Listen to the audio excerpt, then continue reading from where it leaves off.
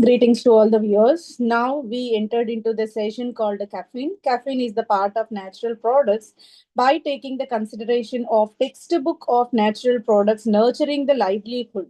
From the textbook, we are retrieving the content of this natural products in this series of sessions conducted based on these natural products. Here, the chapter one deals with alkaloids, where quinine, morphine alkaloids already completed, which are available at the channel called World of Competitive Chemistry.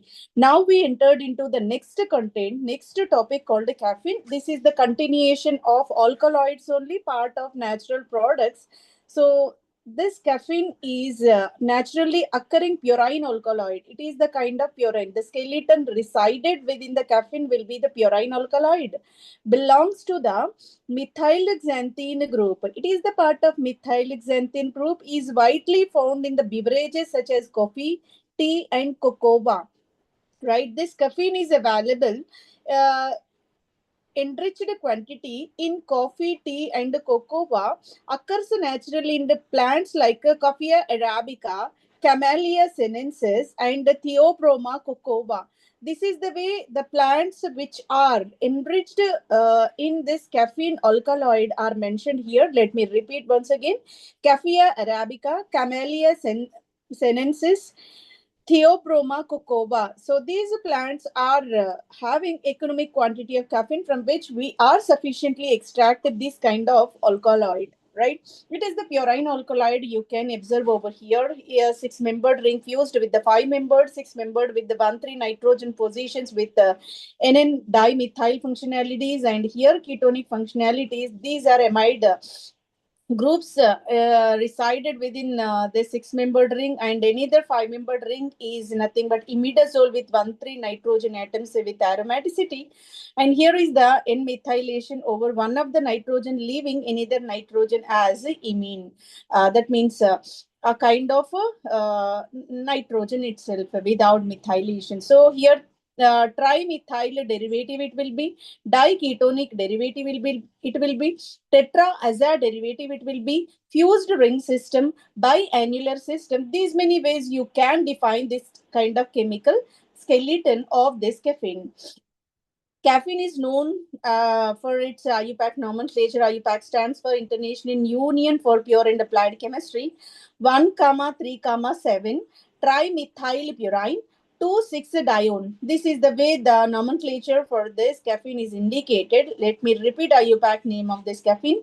1, comma 3, comma 7 trimethylpurine, 2, comma 6-dione is the name indicated for this one chemically. Caffeine is a trimethylxanthine. So if you observe these methyl groups, if these methyl groups are not located, and simply this molecule is said to be xanthine, and if nitrogens are accompanied by the methyl groups over the position number 1, 3, and 7, that is said to be 1, comma 3, comma 7 trimethylxanthine. It is another alternative nomenclature. Yeah, it is the derivative of xanthine. It's a molecular formula C8H10N4O2. C8H10N4O2 is the naming of the compound. Here, 8 carbon atoms, 10 hydrogens, and 4 nitrogens, 2 oxygens are located within the molecule. Caffeine occurs as a white crystalline powder. It is the powdered form of this crystal, and slightly bitter in taste, being nitrogen taken part of this one, so that bitter taste is the common functionality, common feature for these alkaloid compounds. Moderately soluble in water, not a much larger extent, rather slight solubility you can observe within the water. Right, caffeine is one of the most widely consumed neuroactive substance. It is the stimulant, neuroactive, in the sense this is a kind of stimulating agent. It used to activate the kind of nervous system, so that the person whoever consume the caffeine on daily basis is active in nature in terms of daily activities, in terms of their thought process. Everything will be activated by means of this consumption of caffeine. in the all across the world. It is a neuroactive stimulating agent. It will be all across the world. Acts as a central nervous system stimulant. You can denote it as a CNS stimulant. Central nervous system will be activated. Neurons, nervous system, entire neurological complexity is totally activated by means of this chemical entity called caffeine. That's the reason why most of the people will consume the coffee or tea on the daily basis. So this is the way it is the activating agent. You can observe the coffee beans over there. Everybody familiar about this one. Most of the people are consuming these this kind of what coffee or caffeine every day. Then what significance is indicated for this caffeine? Let me introduce, right? Caffeine has a great physiological, medicinal, and social importance, right? So physiologically and in the medicinal purpose, pharmacologically and the social, in terms of social activities as well, it is the most significant in nature. Central nervous system stimulant, it is the common activity in general activity. This is the prominent activity indicated for this caffeine. Reducing fatigue and increasing the alertness. So whichever kind of so rest taking tendency is called fatigue. That will be, that means drowsiness, that inactivation, that totally will be discarded by means of this caffeine. Entire span of activity will be increased.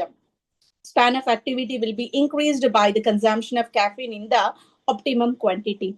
It is widely consumed through the beverages and is an important dietary stimulant. Everyone, most of the people, not everyone, most of the people will consume this caffeine in various forms like chocolates. Chocolates are having cocoa.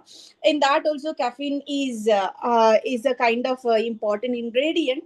Coffee or tea is also the kind of a daily compulsory intakes by most of the people all across the world. That's the reason why it is a dietary stimulant we can denote. It's used in the pharmaceutical preparations, even in the medicinal field. Also, these are most important in nature to enhance the effect of certain drugs, right? They also activate, not only activate the central nervous system, rather it is also activating another drug, a drug potency as well. That's the reason why caffeine is also the kind of stimulating agent, enhancing agent in the pharmaceutical industry as well. It is useful model compound in the purine chemistry, being it is the made up of purine skeleton. That's the reason why in the purine chemistry it is pivotal in nature, and the heterocyclic studies as well. If you want to study about the heterocyclic compounds at that field, also being it is the example for the heterocyclic ring system, where you can notice the nitrogens within the molecule. So that heterocyclic studies in that also, this is very important component. It improves the brain performance and concentration, right? Obviously, if nervous system is stimulated, brain functioning will be enhanced and exponent activity will be given to the brain system, and it's a concentration upon one particular thing will be possible, so that tremendous results and outcomes will come if brain functioning in a proper way. That is the reason why caffeine is very important for the daily consumption, either of the form, whatever your convenience. So that dietary stimulant, it will be brain functioning and concentration will be uplifted by the consumption of this caffeine. Then this is a chemical composition of that caffeine, where you can notice just now we gone through, and three nitrogen atoms at the position of 1 comma 3 comma 7 are located with the methyl functional groups. So the trimethyl compound it will be, and the entire skeleton is said to be a purine one, and this is amide linkage, this is amide linkage. If amide linkage present within the ring system, that is called as lactam ring. So this is a kind of lactam ring system, and this is a skeleton called imidazole. Both are fused together at this position, and this the entire composition of caffeine. What contains caffeine?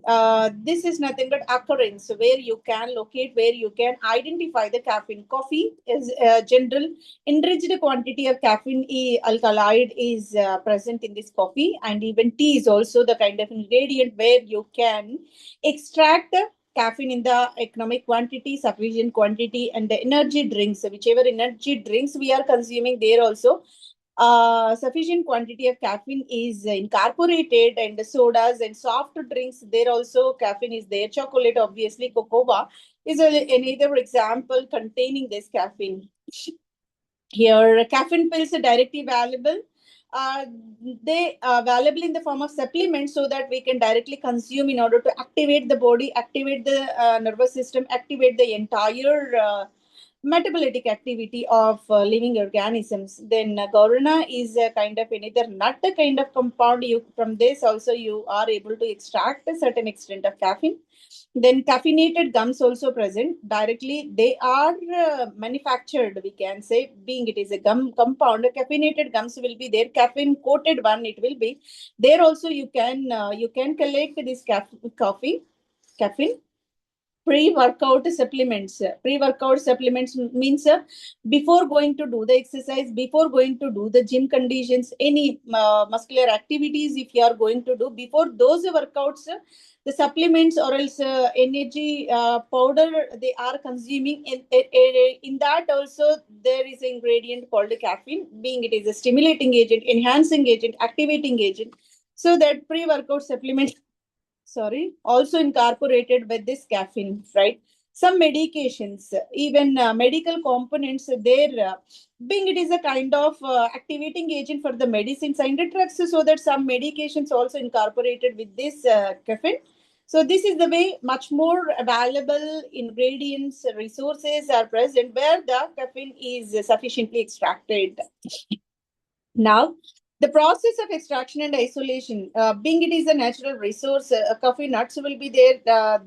Those nuts can be collected, and how can we obtain actually caffeine ingredient, chemical entity by the chemical process that is provided over there called extraction and isolation process. Extraction is a method. Sorry. Extraction is a method used for the separation of organic compounds from the mixture of compounds. So when we are taking the coffee nuts, a mixture of crude entities are located. All are not required in the sufficient quantity. Rather, whichever caffeine is there, that actually we need to extract. So that mixture of components we need to extract the required one. That is the process called isolation and extraction. This technique selectively dissolves one or more compounds into appropriate solvent. Suitable solvent selection is very important. In that solvent, caffeine should be dissolved, remaining unreacted, so that we can easily discard them, and there is a kind of pure compound of caffeine extraction is possible. The solution of these dissolved compounds referred as extract. In the case of caffeine extraction from the tea powder, solubility of caffeine in the water. So here tea powder we are taking from the tea powder caffeine extraction process we are trying to conduct. At that condition, first of all, 22 milligrams per ml. In 1 ml of water, 22 milligrams of that coffee powder to be dissolved at the temperature of 25 room temperature to be maintained. 180 milligram per ml at 80 degrees centigrade. These are the kind of conditions. 22 milligrams to be dissolved in 1 ml of water at 25 degrees centigrade. 180 milligrams dissolved at 80. Being rising temperature, water solubility will be enhanced. That is a well-known factor. That is the reason why if we are rising temperature from 25 to 80 degrees, the extent of solubility of caffeine in the water got raised up. 22 milligrams per ml now increased to 180 milligram per ml, and even rising the temperature to 100 degrees centigrade, somewhat high in comparison to 80. So that's 670 milligram per ml of solubility you can notice for this tea powder in the water of 1 ml, right? So this is the way different compositions we made at a different temperature conditions, right? Here, the organic solvent dichloromethane. Dichloromethane is a suitable solvent. We need to utilize for this extraction process, is used to extract the caffeine from the aqueous extract of the tea powder, because caffeine is more soluble in dichloromethane. Being it is organic compound, organic solvents are more susceptible to dissolve them. That is the reason why dichloromethane is the optimum solvent required for the extraction of caffeine. 140 milligrams per ml of this dichloromethane to be taken, and it is in water 22 milligram per ml. Dichloromethane caffeine mixture can then be separated based on different densities of dichloromethane and water. Because of dichloromethane, much denser in comparison to the water, right? So when you're mixing up dichloromethane with this water containing caffeine, both are taken in the separating funnel and shaken well. What happens? Two distinct layers will be observed. One is called organic layer and other is called aqueous layer. If you observe the densities of water and dichloromethane, obviously dichloromethane higher molecular weight, higher density, so that it will be a bottom layer. Aqueous layer will be the top layer. Being caffeine is more soluble in dichloromethane, the extract slowly entered into this organic layer called dichloromethane, leaving water as an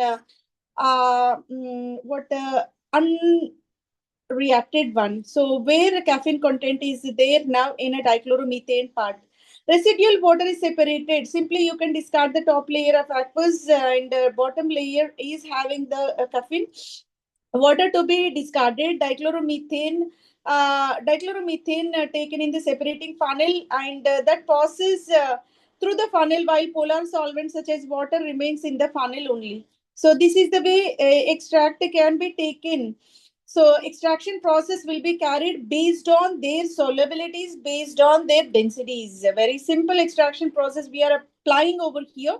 Dichloroethane to be taken as a solvent, and initially tea powder should be dissolved in the water. At different temperature, different mixture components got prepared, different concentration mixtures got prepared, and different temperatures to be maintained.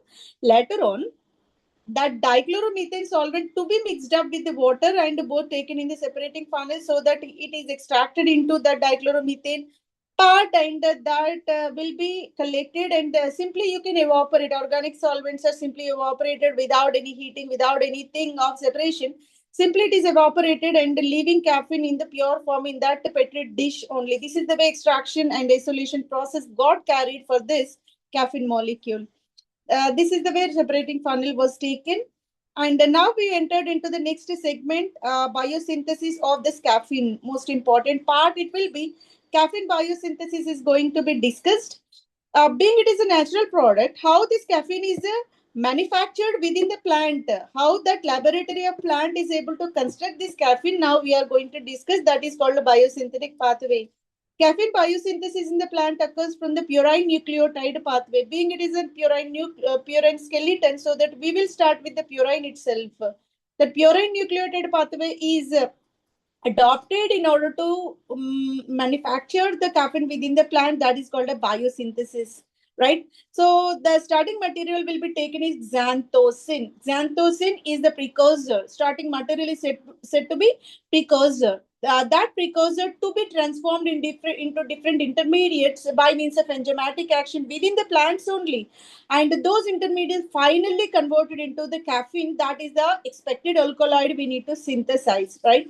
So here is the kind of stepwise synthetic patterns are provided for this caffeine biosynthetic pathway. Xanthocene is a starting material called precursor, and to be methylated. Methylation taking on this xanthocene, so that 7-methyl xanthocene will be generated. 7-methyl xanthocene to be removed with this ribose. So ribose part, that fragment is discarded, so that dimethyl xanthine, sorry, 7-methyl xanthine, xanthocene now transformed into xanthine by the elimination of ribose. 7-methyl xanthine to be converted into theobromine. This is another intermediate over there. The theobromine eventually turned into a kind of caffeine. This is the way multiple steps involved in the kind of biotransformation of xanthocene into caffeine.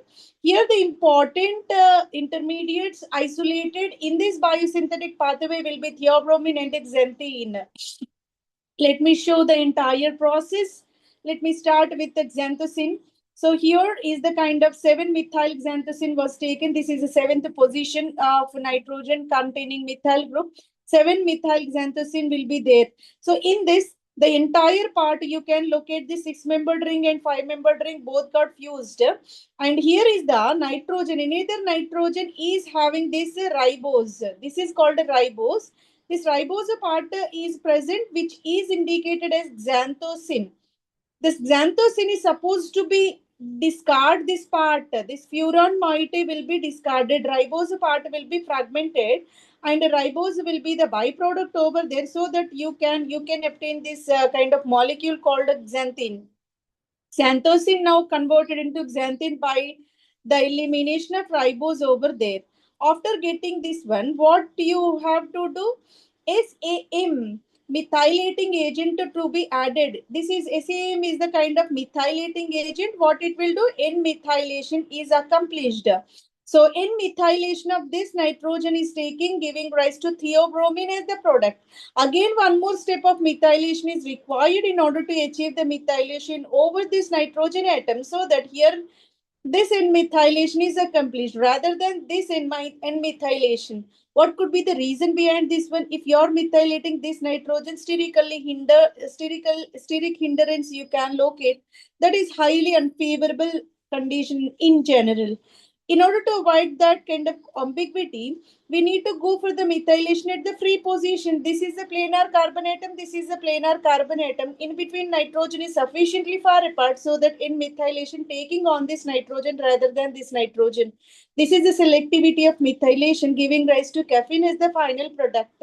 So 7-methyl xanthosine is bio transformed into caffeine by means of these many consecutive steps. This is a kind of another mechanism you can notice.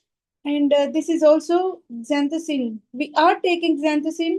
Just now we discussed another alternative pathway is provided for our simple understanding.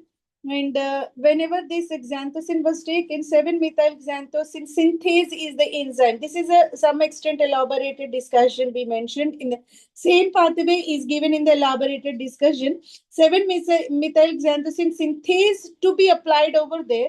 Whenever this synthase is applied, that methylation taking at the 7th position, giving quaternary nitrogen. Later on, what we have to do? Applying the water, aquated conditions to be applied. And N-methyl nucleosidase is the enzyme working over there. So N-methyl nucleosidase enzyme when working upon, here is the fragmentation between the nitrogen and this ribose organic part. So here the cleavage taking place, leaving that nitrogen free, which is called 7-methyl xanthosine, now converted into 7-methyl xanthine product. In order to get theobromine, so here theobromine synthase is the enzyme to be applied. Theobromine synthase enzyme, if applied, what it will do? It able to generate methylation over this nitrogen atom. The methylation taking place at this nitrogen, giving rise to this 3-methyl. 3,7 dimethyl xanthine, which is called a theobromine. It is the a distinctive intermediate in this caffeine synthesis. Later on, caffeine synthase to be applied. Caffeine synthase is another enzyme to be applied, so that in either possible position of this nitrogen to be methylated, giving rise to 1, 3,7 trimethyl xanthine, which is called a caffeine. This is the alternative name. Caffeine is the trade name for this kind of compound. This is the way biosynthesis of caffeine will taking place. By this, we conclude this session. We have much more information regarding these natural products in the channel called World of Competitive Chemistry. If you follow regularly, we will go for the continuation of these sessions. A series of sessions are to be continued. Earlier, we covered a few topics, and in future also we are going to continue with some more topics as well. That's the reason why all are requested to continue the channel carefully, and hopefully this is more informative for your preparation. Thank you, one and all.